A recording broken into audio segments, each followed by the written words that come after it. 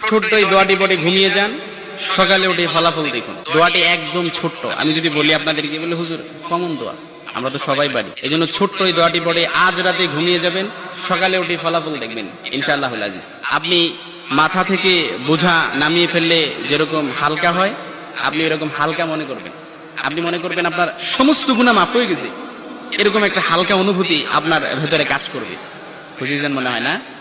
এই জন্য আমরা যদি ছোট্ট এই দোয়াটি পড়ে আজ রাতে ঘুমাতে পারি, সকালে উঠে ফলাফল দেখবো ইনশাআল্লাহুল আজিজ। আমি যদি আপনাদেরকে হাদিসের টেক্সট শোনাই, হযরত যায়েদ রাদিয়াল্লাহু তাআলা আনহু থেকে বর্ণিত, রাসূল সাল্লাল্লাহু আলাইহি সাল্লাম বলেন, হাদিসের স্পষ্ট নারেশন হচ্ছে, যে ব্যক্তি রাত্রিবেলা 3 বার এই দোয়াটি পড়ে ঘুমিয়ে যাবে, সকালে উঠে আল্লাহ তাআলা তার সমস্ত গুনাহ মাফ করে দিবে। সুবহানাল্লাহ বাড়িতে যায় বললেন।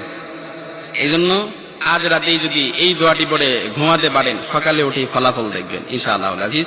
দোয়াটি আমরা সবাই পারি, তবে আপনাদের মনোযোগ আকর্ষণ, আপনারা একটু আমার দিকে অ্যাটাচমেন্ট বাড়ান। আমি আপনাদেরকে বলতেছি, সবাই পারি, আমার সাথে একটু ঠোঁট মিলাবেন। আস্তাগফিরুল্লাহাল্লাযী লা ইলাহা ইল্লা হুয়াল হাইয়ুল কাইয়্যুম ওয়া আতুবু ইলাইহি লা হাওলা ওয়া লা কুওয়াতা ইল্লা বিল্লাহিল আলিয়্যিল আযীম।